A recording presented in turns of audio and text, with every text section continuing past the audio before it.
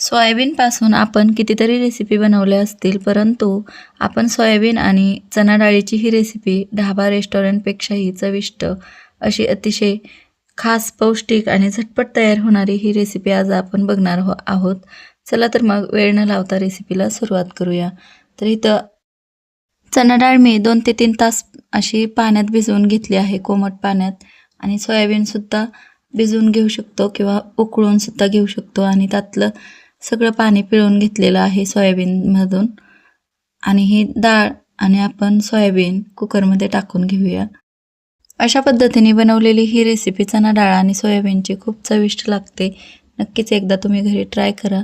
तर आता इथं सोयाबीन आणि चणा डाळ आपण कुकरमध्ये टाकून घेतली आहे.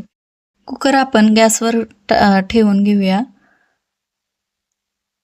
तर 2 शिट्ट्या करून घ्यायच्या आहेत फक्त आपल्याला याच्या. त्याच्या अगोदर यामध्ये मसाले टाकून घेऊया.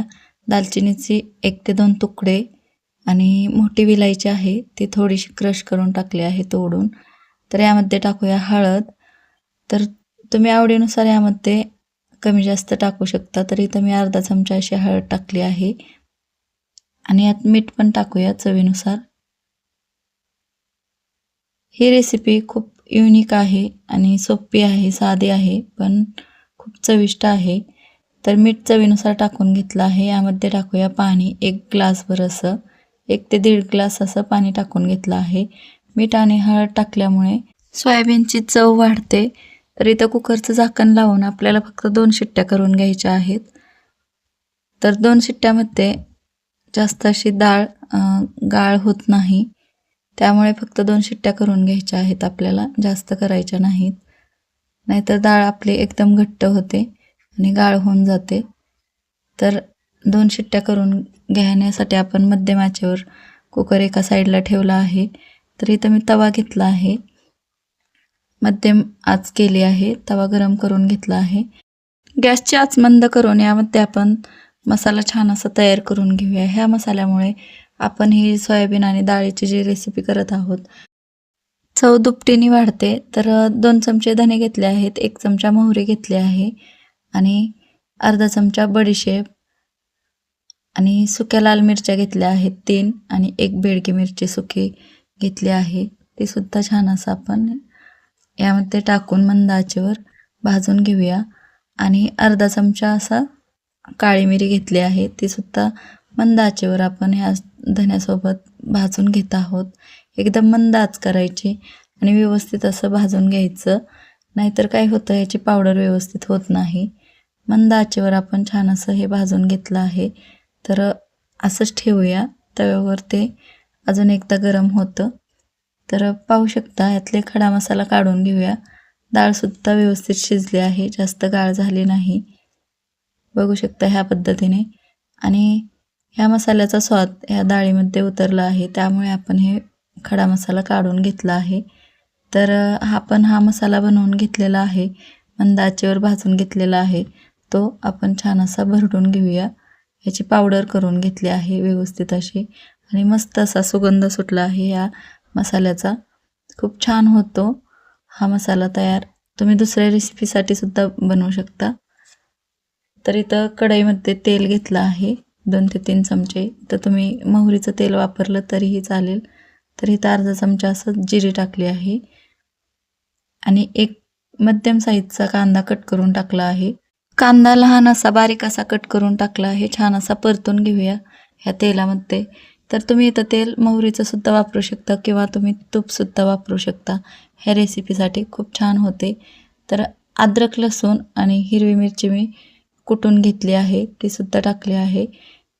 त्यामुळं ही रेसिपी खूप छान लागते, चव लागते ही भाजी. तर मऊ असं कांदा परतून झाला की त्यामध्ये टोमॅटो टाकला आहे, 1 टोमॅटो टाकला आहे. टोमॅटो आवडत असेल तर टाका, नाही टाकलं तरीही चालेल. तर छान असं कांदा आणि टोमॅटो परतून झाला आहे. आणि थोडीशी हळद टाकूया, थोडीशी हिंग आणि लाल मिरची पावडर टाकली आहे. लाल मिरची पावडर तिखट असेल तर कमी टाका, जर तिखट नसेल तर तुम्ही 2 चमचे अशी टाकू शकता, कारण रंग खूप छान येतो त्यामुळे. आणि हे छान असं तेल सुटेपर्यंत परतून घेतलं आहे. थोडंसं पाणी टाकलं आहे. थोडंसं पाणी टाकून हे छान असं 2 ते 3 मिनटासाठी आपल्याला फिरवून घ्यायचं आहे, शिजवून घ्यायचं आहे, झाकण ठेवून शिजवून घ्यायचं.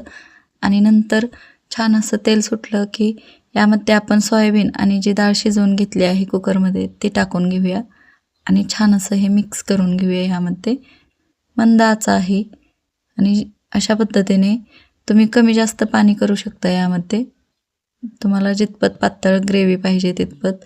तर आपण जो बनवून घेतलेला मसाला आहे तो टाकून घेतला आहे. ह्या मसाल्यामुळे ह्या रेसिपीची खूप छान चव येते. तर तुम्ही नक्कीच हा मसाला ट्राय करा ही रेसिपी बनवताना. आणि छान असं मंद आचेवर आपल्याला हे शिजवून घ्यायचं आहे. 5 ते 10 मिनिटासाठी शिजवून घ्यायचं आहे. जर तुम्हाला पाणी वाढवायचं असेल तर गरम पाणी टाकू शकता.